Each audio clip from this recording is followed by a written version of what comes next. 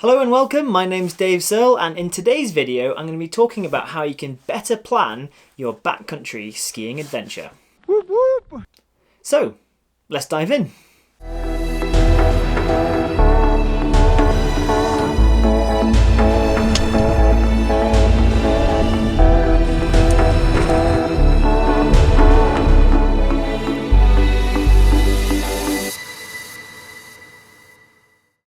So before we get started, if you're new here, make sure you go down there and you hit that subscribe button. That way you won't miss any of my future videos.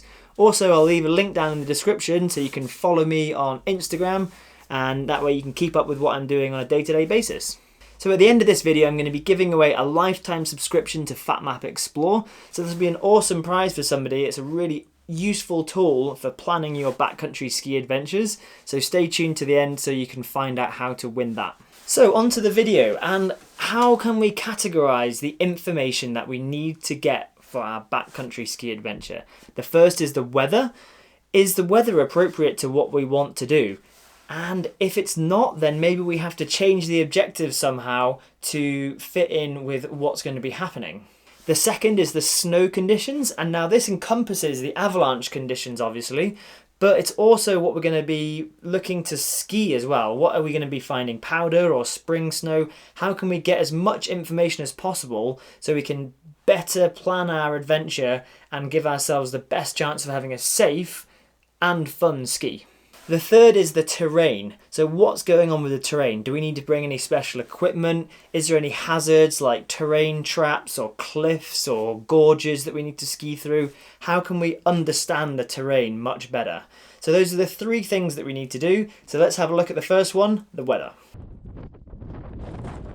It kind of goes without saying that the weather plays a crucial role in having a good day skiing. There's no point in going high up into the Alpine if you can't see where you're going and if it's windy and snowing. But again, if it is good weather, that's the perfect opportunity to get up high and explore these amazing areas. I personally use a combination of about 5 or 6 different forecasts depending on where I'm going. I'll leave a link to some of the forecasts that I use down in the description. Keeping an eye on the long-term forecast is really important, but what I would say is it's always worth taking it with a pinch of salt. Anything more than about 24 or 48 hours ahead is going to be very unreliable, but it's good to see if there's a potential storm coming or a potential high pressure so you can really line up what you want to do and get friends and get everything lined up and ready to go. Short-term forecasts are the most useful, and these are the forecasts that are in that kind of 24-hour period before you actually head out skiing.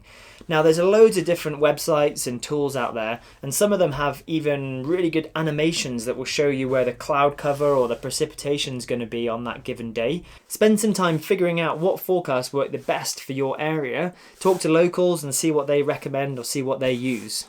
Also, the final thing you should do with the weather is actually to step outside and see what's going on. So in the morning, just go outside, see, is there cloud cover? Is it warm? Is it cold? Is it snowing? Just verify that what you've been seeing with the forecast is actually happening on that day. It should go without saying that snow conditions also encompasses the avalanche risk of the day. So the first thing that I do when I'm going to a new area or it's been a little while since I've been in the mountains is to read the avalanche bulletin in depth.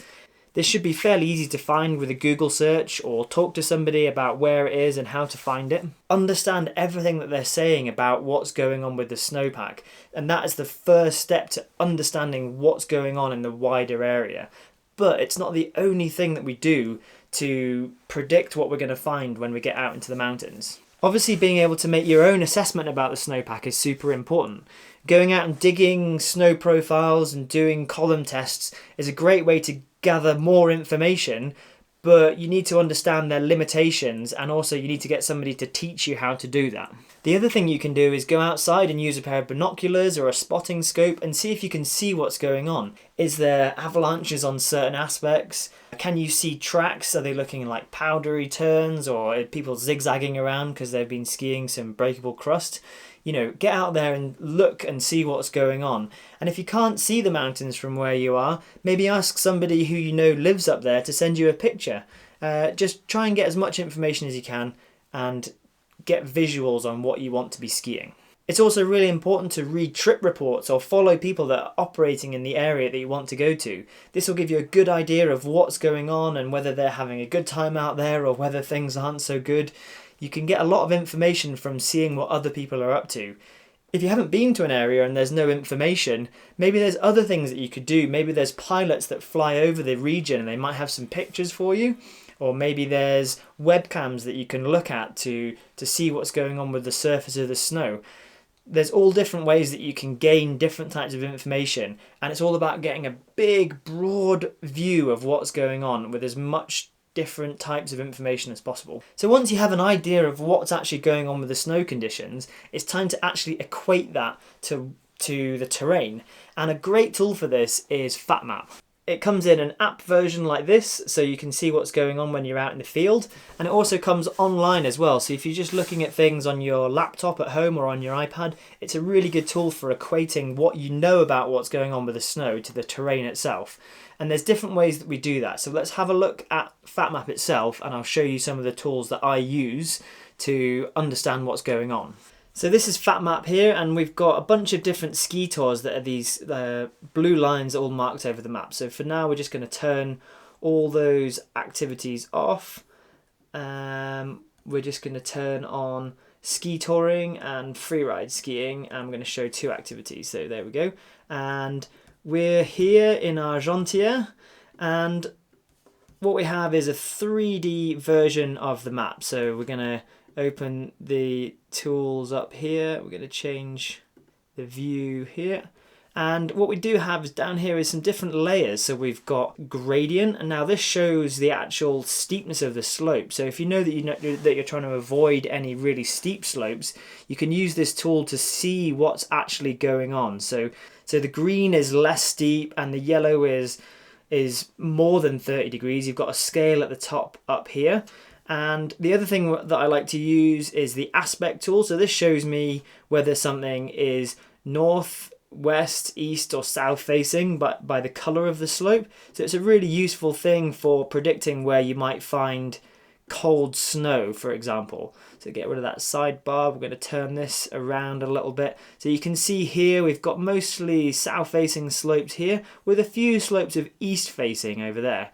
Over here we've got more kind of northeast facing slopes. So this might be colder snow because it's not getting as much sun throughout the day. There's also elevation tools, so you can see maybe where the rain snow limit is. And also there's a custom layer where you can incorporate the elevation, the gradient. It can be, you can say I want things less than 35 degrees, northeast and north facing. These show me the areas where I'm potentially going to find good cold snow maybe a few days after it snowed, for example. So it's a great tool for equating what you know to the map, and so you can start to understand what's going on a lot better.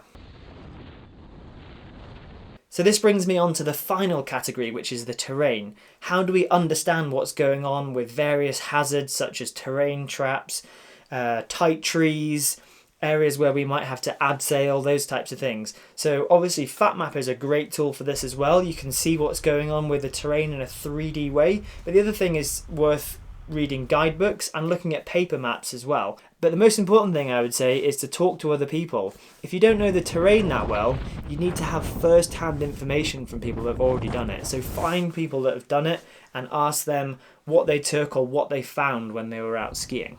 So ask them, did you need a rope? Did you need to bring crampons? Did you need ice axes? Did you need Kuto for that exposed skin track that gets around to that bowl of powder that you wanted to ski? Probably the best way to do that is find somebody who's done it on Instagram somehow and ask them a message. Send them a message. They'll probably almost certainly respond to you.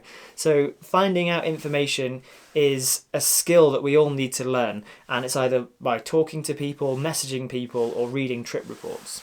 So a top tip of mine for you seasoned backcountry skiers who are living somewhere and operating in the same terrain all the time is to create a run list. Now I've done this for Chamonix, and what I've done is list all the classic ski tours, off-piste itineraries, ski mountaineering lines, all those kinds of things that you go to on a day-to-day basis. And you can list every single one and use a traffic light system. So we've got green, amber and red. Green means good to go, we've got all the information, we know the conditions are good, and it's a reasonably safe objective to go and do. Amber means that we need to figure out a little bit more about what's going on with the terrain, what's going on with the snowpack, before we're going to quest out there and do that particular objective. Red is an absolute no-go. So for example, there might be a cliff band that's appeared this year because the snowpack is slightly different. Maybe there's been a big avalanche or something that means that we basically just can't go there. And you can keep track of what's going on with all these different objectives by keeping a list of these runs and using a system like that. I also like to write down some comments and keep track of when I last updated it, and I go through it every few days and just make sure that the information is up to date. So those are my top tips for better planning your ski adventure. If you've got any other ideas of how you plan your adventures better, then why don't you leave a comment down below. And as I mentioned, I'm giving away a subscription to Fatmap Explore, and you'll have to go and follow me on Instagram. You'll see a post coming up very soon, and there'll be all the instructions on that post. So make sure you go down there and follow me on Instagram. I hope you enjoyed that video. If you did, make sure you give it a thumbs up. And as always, thanks for watching. I'll see you in the next one. Cheers, guys.